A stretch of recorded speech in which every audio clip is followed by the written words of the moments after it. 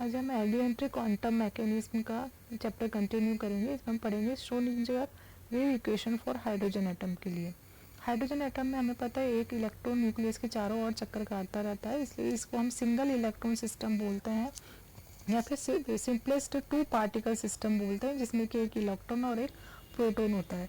Hydrogen की तरह ही helium plus या लिथियम प्लस 2 या बेरिलियम प्लस 3 भी सिंगल इलेक्ट्रॉन सिस्टम है, इसलिए इनको हम हाइड्रोजन लाइक एटम्स भी कहते हैं। तो इनके लिए हम श्रोडिंगर वेव इक्वेशन ड्राइव करेंगे। H psi equals to E total psi total. यहाँ पर एच हैमिल्टोनियन ऑपरेटर है, जिसकी वैल्यू होती है minus H square upon 8 pi square M delta square plus B psi X Y Z is equal to E psi X Y Z.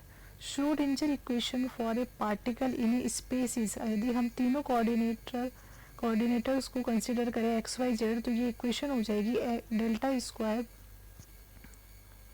Psi upon delta x square. इस तरीके से question हमारे पास आ जाएगी, जो कि 0 को इक्वल होगी।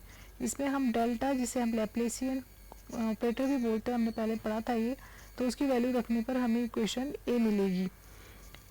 क्योंकि यहाँ पर हमने दो पार्टिकल है, यहाँ पे इलेक्ट्रॉन और प्रोटॉन, तो खाली मास रखने की जगह, एम रखने की जगह हम यहाँ पे रिड्यूस्ड मास यूज़ करते हैं, जिसकी वैल्यू होती है micro is equal to M E M proton upon M E plus M P.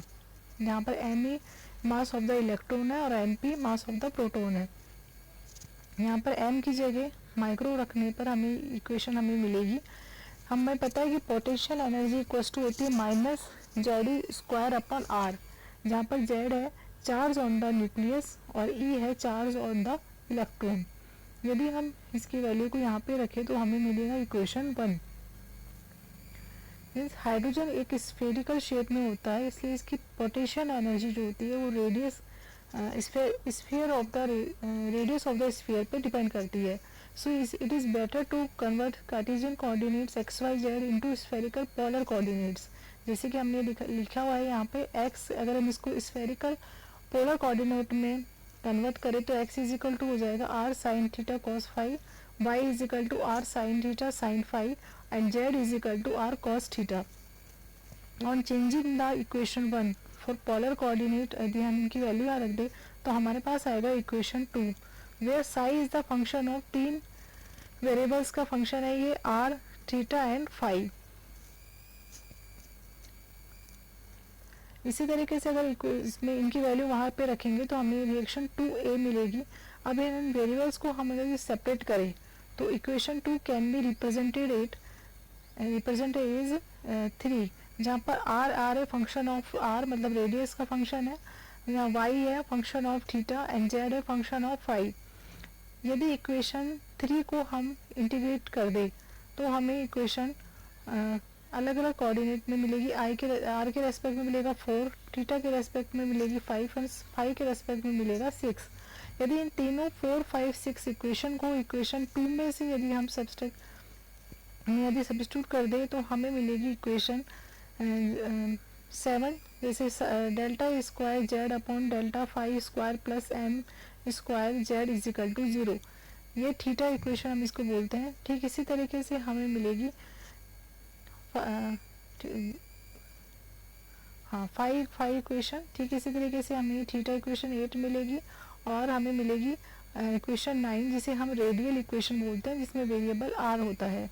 इन तीनों इक्वेशन की सहायता से हम क्वांटम नंबर को कैलकुलेट करते हैं। क्वांटम नंबर जिससे कि हम किसी भी एटम में इलेक्ट्रॉन की पोजीशन, उसके कौन से शेल में है, उसका स्पिन क्या है, ये हम मालूम करते हैं। तो जैसे अगर हमने इक्वेशन 7 को यदि हमने सॉल्व किया तो हमारे पास m की वैल्यू आ जाती है जी, m की वैल्यू आएगी 0 या प्लस माइनस 1 या प्लस माइनस 2 एक्सेट्रा। m क्या होता है? Magnetic quantum number gives the orientation of the electron in a magnetic field. किसी भी मैग्नेटिक फील्ड में इलेक्ट्रॉन का ओरिएंटेशन क्या है, ये हमें magnetic quantum number m small m दिखाता है। और यहाँ पे z है एंगुलर मोमेंटम। ठीक इसी तरीके से यदि हमने थीटा इक्वेशन को सॉल्व किया तो हमारे पास L की वैल्यू निकल के आती है। L मतलब azimuthal quantum number, it means इसकी वैल्यू होती है माइनस L, जैसे m की वैल्यू होती है 2L प्लस 1, मतलब माइनस एल से लेके प्लस एल तक होती है। तो यदि एल की वैल्यू 0 है तो एम की वैल्यू 0 होगी, यदि एल की वैल्यू 1 है तो एम की वैल्यू प्लस माइनस 1 होगी, यदि एल की वैल्यू 2 है तो एम की वैल्यू प्लस माइनस 2 होगी। एल की वैल्यू जो है वो हमें ओरिएंटेशन ऑफ द इलेक्ट्रॉन बताती है। ठीक इसी तरीके से हम रेडियल इक्वेशन का भी सॉल्यूशन करते हैं, जिसके सॉल्व करने पर हमें एन की वैल्यू प्रिंसिपल क्वांटम नंबर मिलता है। प्रिंसिपल क्वांटम नंबर जैसे 1 2 3 कुछ भी हो सकता है।